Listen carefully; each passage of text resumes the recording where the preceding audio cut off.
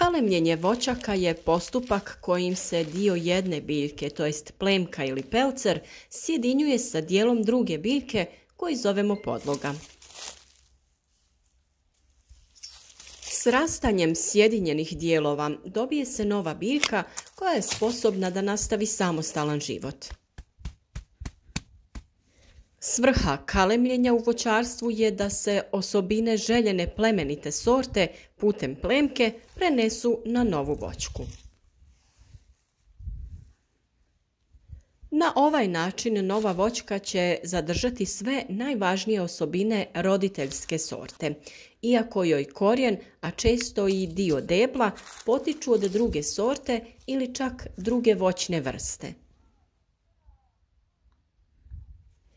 Izborom različitih vrsta podloga moguće je poboljšati sposobnost prilagođavanja određene sorte klimatskim i zemljišnim uslovima i modificirati razne druge osobine sorte, kao što su bujnost, brzina stupanja na rod i sl. Od čega se sastoji kalem? Kalem se sastoji od podloge i plemke.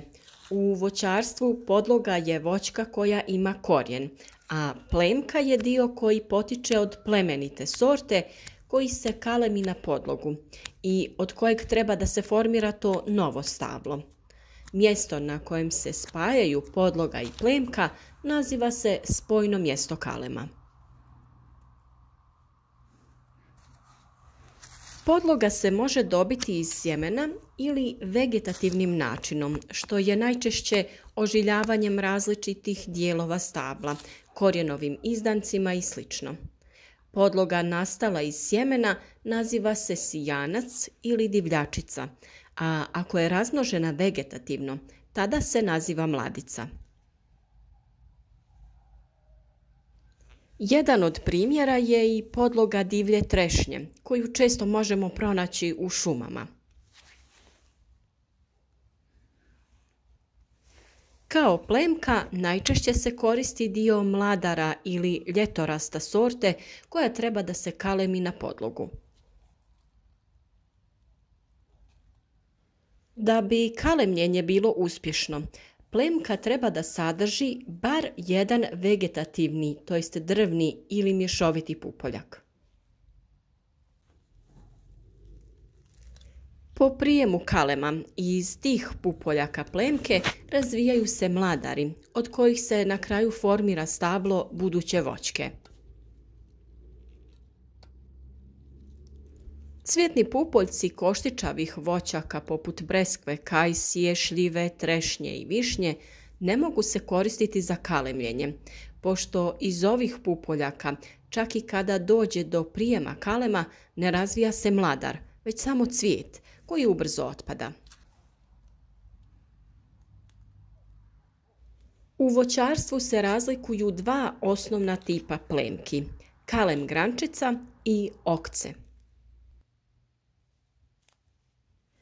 Kalem grančica je tip plemke koji se dobija od ljetorasta, to jest jednogodišnje grane koja se nalazi u periodu zimskog mirovanja. To se radi na način tako da se ljetorast isječe na dijelove koji sadrže od 1 do 3 pupoljka. Okce je sa druge strane tip plemke koji se dobija tako što se nožem sa mladara skida štitoliki odsječak koji se sastoji od kore i tankog sloja drveta sa pupoljkom i skraćenom listom drškom u sredini. Zbog svog oblika koji podsjeća na štit, ovakav tip plemke naziva se i štitić.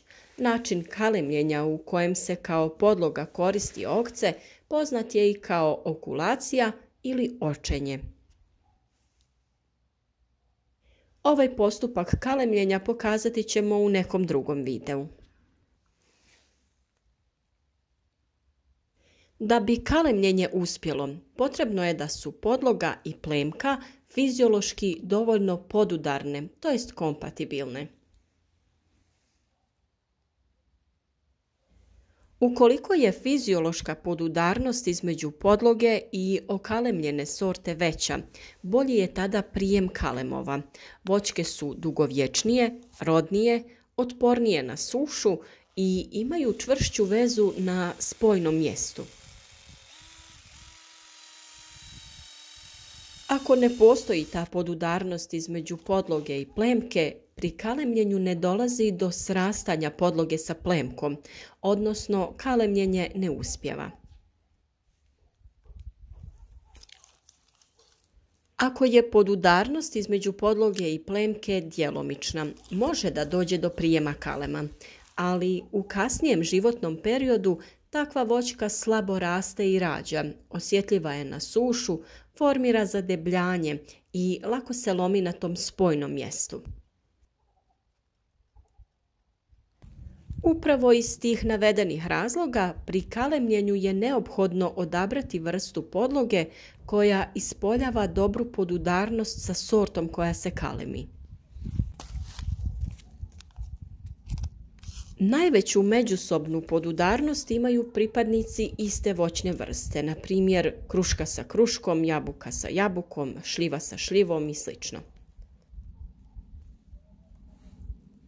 Između pripadnika različitih voćnih vrsta obično ne postoji zadovoljavajuća podudarnost, kao što je slučaj ako se kalemi kruška na šljivu ili jabuku, orah na ljesku i sl.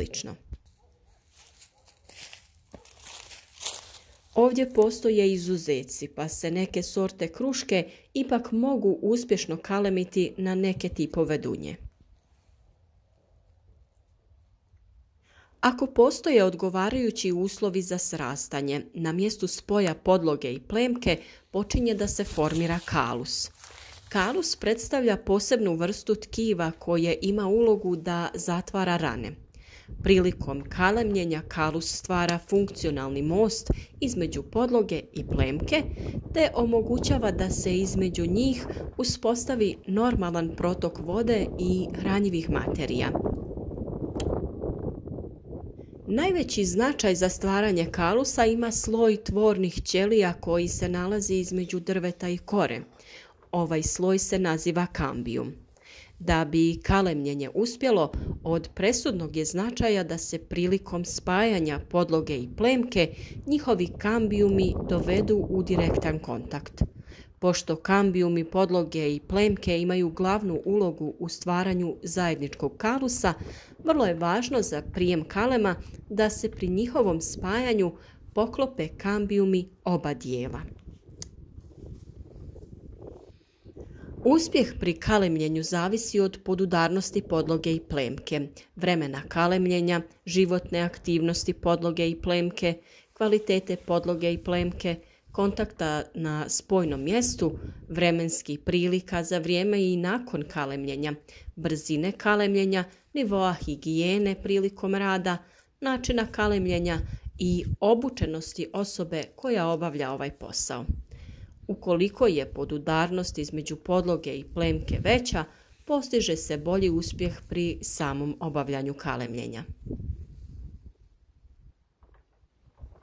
Proljetno vrijeme, to jest proljetni mjeseci, su najpogodniji za različite načine kalemljenja kalem grančicom, a oni ljetni za kalemljenje očenjem.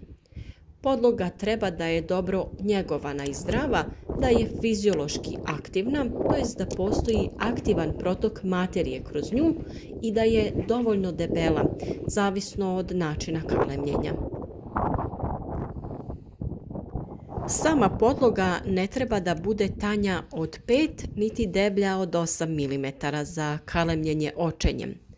Podloge tanje od 7 mm nisu pogodne za kalemljenje kalem grančicom. Kalem grančica treba da je zdrava, poznatog porijekla, svježa i bogata rezervnim hranjivim materijama. Kalem grančice treba uzimati samo iz dobro njegovanih zasada za proizvodnju plemki. Kržljave i tanke kalem grančice imaju slab prijem i spor rast ako se ikako prime. Plemku pri spajanju sa podlogom uvijek treba postaviti u smjeru ranijeg rasta da pupoljci budu okrenuti prema gore. Pri spajanju plemke sa podlogom, kontakt njihovog kambijuma treba da bude na što većoj površini. Ako se u procesu srastanja desi promjena međusobnog položaja podloge i plemke, neće doći do prijema kalema. Samo kalemljenje daje najbolje rezultate ako se vrši u ranim jutarnjim satima ili poslijepodne, kada temperatura nije veća od 25 stepeni Celzijusa. Minimalna temperatura za kalemljenje iznosi 5 stepeni, a maksimalna 30 stepeni Celzijusa. A ni u kom slučaju ne treba vršiti kalemljenje po kiši i kada je biljka mokra, kao ni po jakom vjetru. Poželjno je da se kalemljenje izvodi što brže, da se presjeci ne bi sušili i prljali. U narednom vremenu pokazati ćemo i videe u kojima ćemo detaljnije opisati sam postupak kalemljenja voćaka. Za sada su još niske temperature i ono što možemo napraviti jeste skladištiti plemke da bi ih upotrijebili u proljeće kada prođe opasnost od mraza. I za kraj, ukoliko vam se sviđa naš rad, podržite nas klikom na like ispod videa, a za još video zapisa o voćarstvu i povrtlarstvu zapratite naš kanal.